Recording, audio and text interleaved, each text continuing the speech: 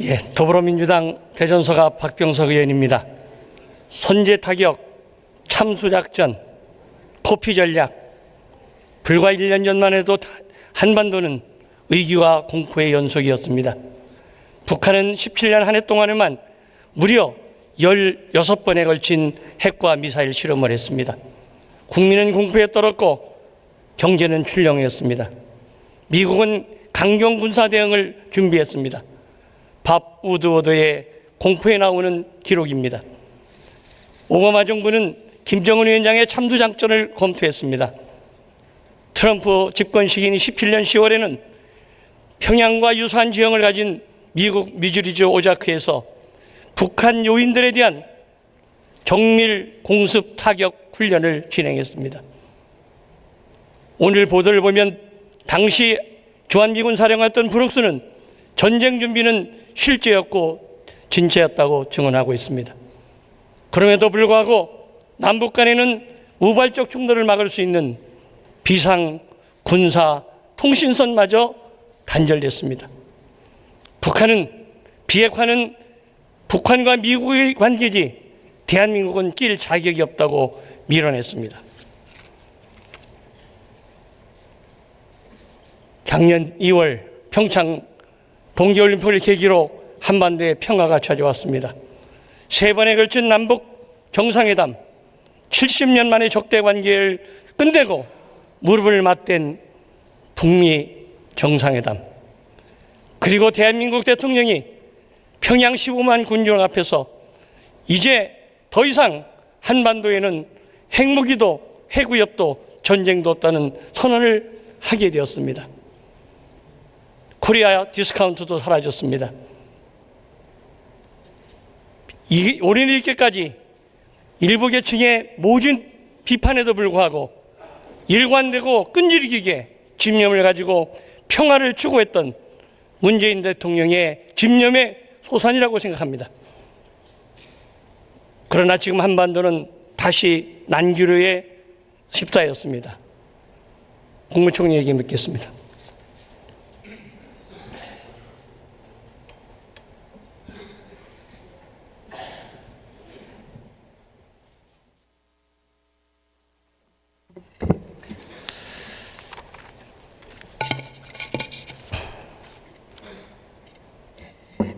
지금 북한에는 24개국의 26개의 대사관과 공간을 가지고 있습니다.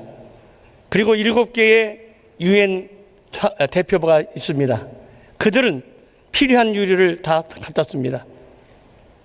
앞서 지적한 대로 개성 연락사무소에 필요한 우리가 쓰고 필요한 유류를 갖다가 쓰고 남은 것은 돌려왔습니다.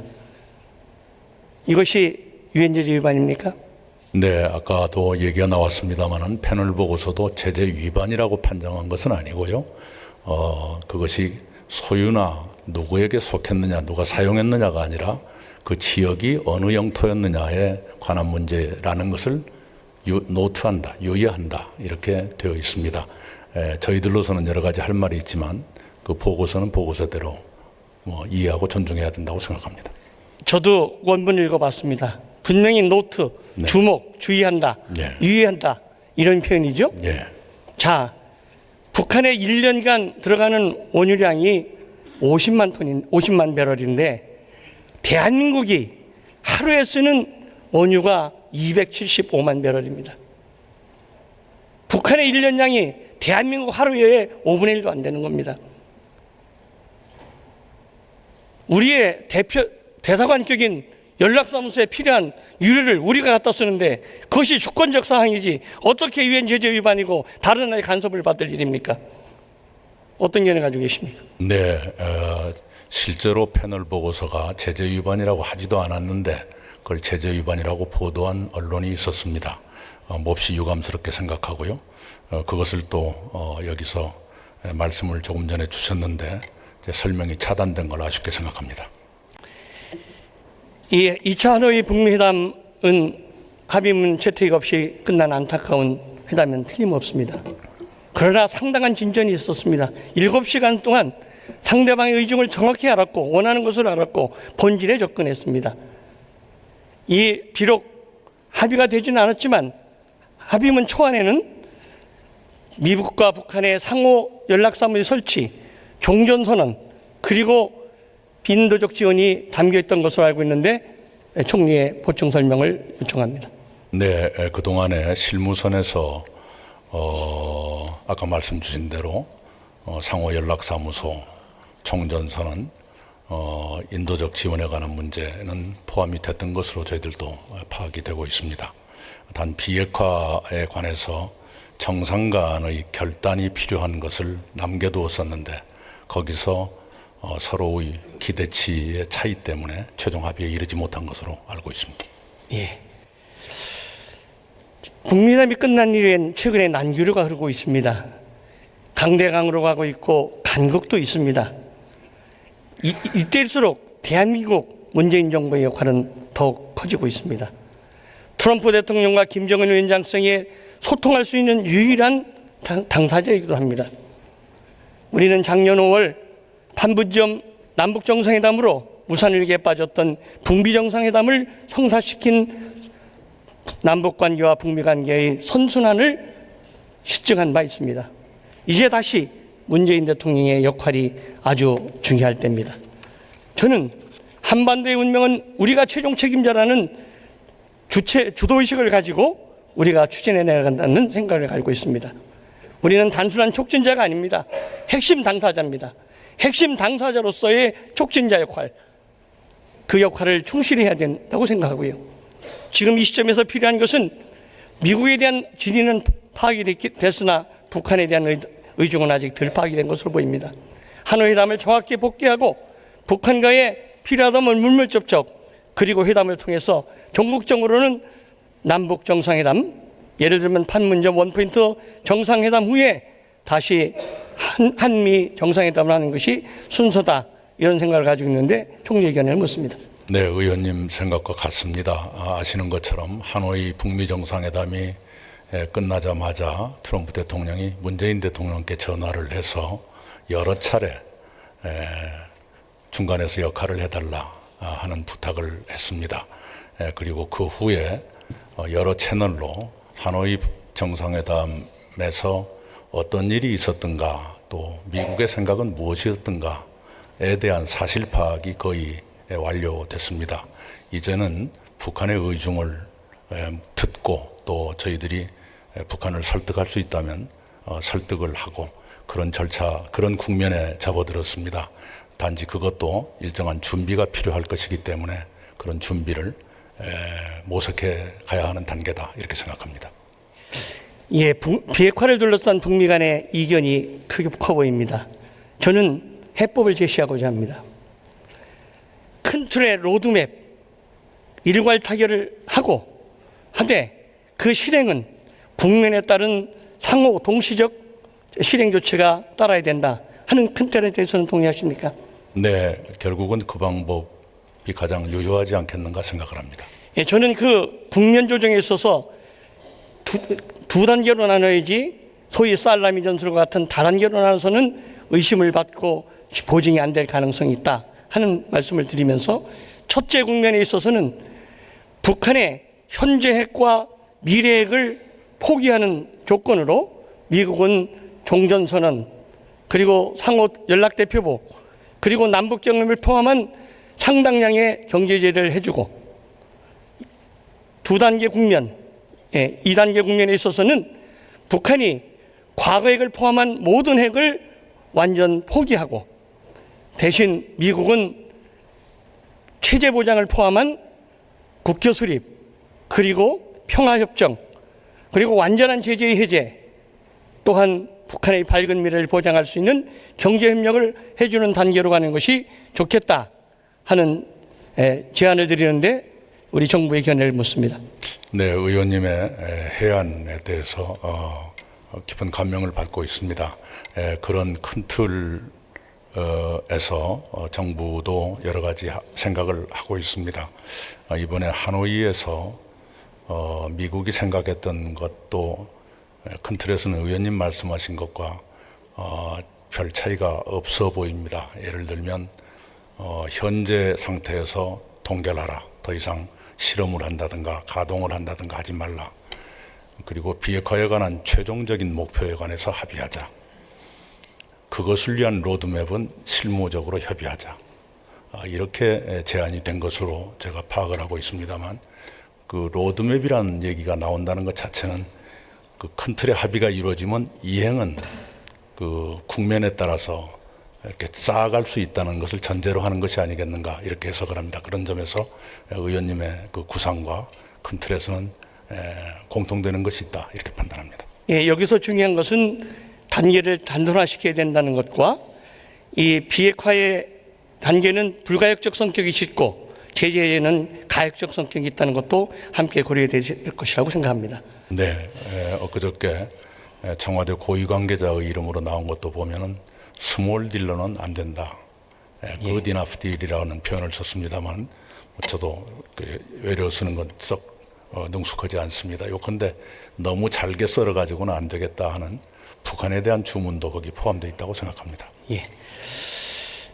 그 미국과의 한미 공조가 가장 중요하지만 중국의 협력도 중요합니다.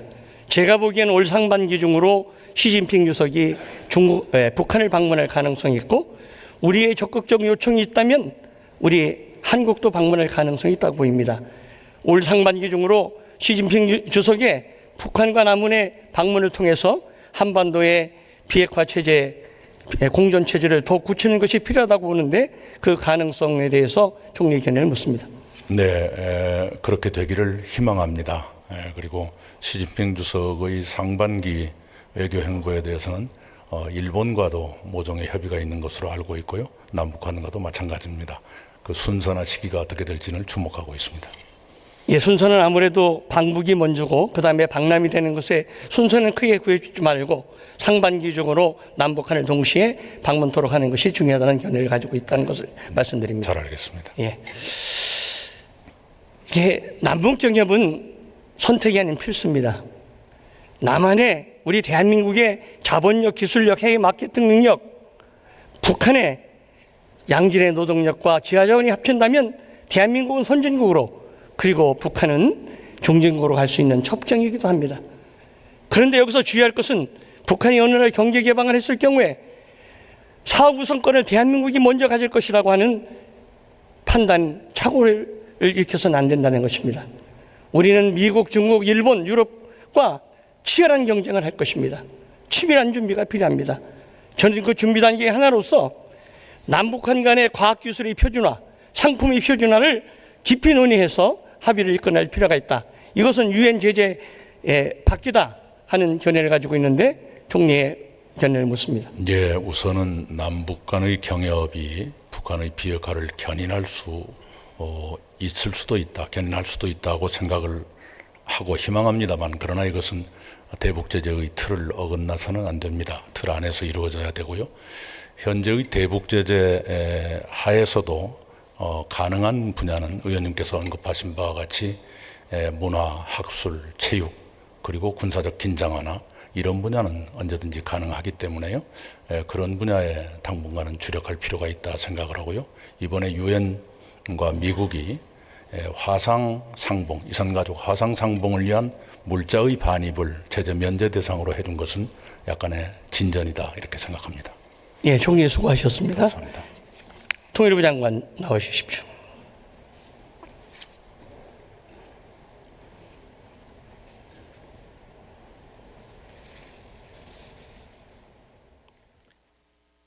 조금 전 저 박병석 의원이 지적했던 남북경협에 있어서 과학기술 표준화가 상당히 시급하고 유엔 제재에 바뀌다 하는 것에 대한 총리부의 입장이 무엇입니까? 예, 존경하는 의원님께서 질의 주신 대로 남북한 간의 앞으로 향후 남북 경협에 대비한 그런 준비는 지금부터 해나가는 것이 대단히 필요하고 중요하다 생각합니다. 그 중에서 지금 말씀해 주신 어떤 표준화 방안 같은 경우는 저희가 지금 이제 북한과 협의를 하기 위한 준비를 하고 있고, 앞으로 여건이 조성되는 데에 따라서 북한과 협의해 나갈 수 있도록 준비를 해 나가도록 하겠습니다. 개성연락섬에 들어가는 유류는 유엔 제재에 해당 논의할 필요가 없는 대한민국의 주권적 사항이다 하는 저의 견해에 대한 입장은 뭡니까? 예, 기본적으로 상임위에서도 이렇게 답변을 드렸습니다만 남북연락사무소 같은 경우는 우리가 북한에 설치되어 있는 다른 나라 공간이라든가 또는 경우에 따라서 우리가 북한과 협상을 하기 위해서 우리 대표단이 평양에 가서 또 미국도 북한에 협상을 위해서 가고 있습니다만 그럴 때 가지고 가는 여러 가지 뭐 장비라든가 그런 수단 그런 것에 필요한 그런 유리라고 볼 수가 있습니다. 그런 측면에서 우리는 이건 유엔 제재 대상이 아니다라는 판단하고 있는데 그 제재의 어떤 규정에 그 어떤 해석에 있어서 제재 전문가 패널이 생각하는 것하고 좀 다른 측면이 있다라는 것이 이번에 이제 그 제재의 그 전문가 패널의 보고서에 그런 것에 좀 한국 정부가 노트해 달라라는 그런 지적이 있어서 저희가 앞으로 관계 부처 협의하에 또 유엔이라든가 관계 국가와 협의를 해나가도록 하겠습니다. 예. 주권적 사항이라는 것을 명심하시기 바랍니다. 예, 유념하도록 하겠습니다. 예, 들어가셔도 좋습니다.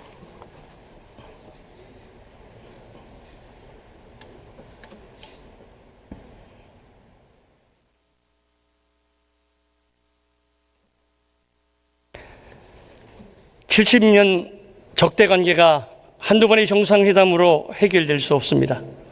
앞으로 비핵화를 통한 한반도의 항구적 평화의 정착에는 많은 난관과 곡절이 있을 겁니다.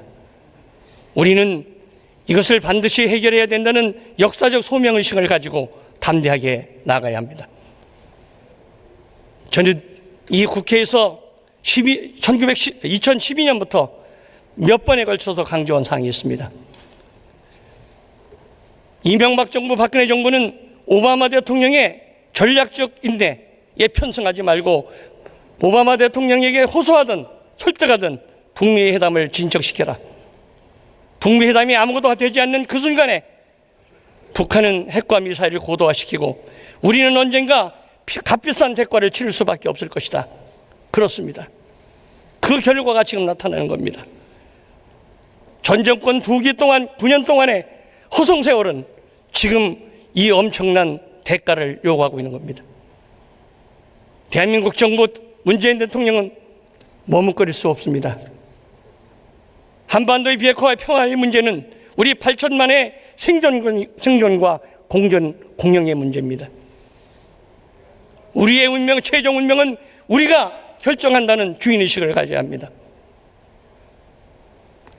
대한민국의 운명이 주변국들의 정치 상황에 휩쓸려서도 안 됩니다. 또 대한민국의 운명이 강대국들의 패권 싸움의 카드로 쓰일 수도 없습니다. 정신 바짝 차려야 합니다. 우리가 100년 전 우리의 운명을 강대국들의 손에 맡겨서 오늘 이 고통을 겪는 통한의 아픔을 다시 되풀이할 수 없습니다. 물론 국민적 공감대가 중요합니다. 힘을 모아주셔야 합니다. 한미 간의 긴밀한 공조가 필요합니다. 그리고 여야의 초당적 협력도 절실합니다. 첫 동일 대통령 폰바이체크는 이렇게 얘기를 했습니다. 준비된 통일은 축복이고 준비되지 않은 통일은 재앙이라고 했습니다. 우리가 앞으로 남북한을 축복으로 만들기 위해서 우리는 역사적 소명의식을 가지고 흔들지 말고 담대하게 나가야 합니다. 차분히 그러나 서둘러야 합니다. 경청해 주셔서 감사합니다.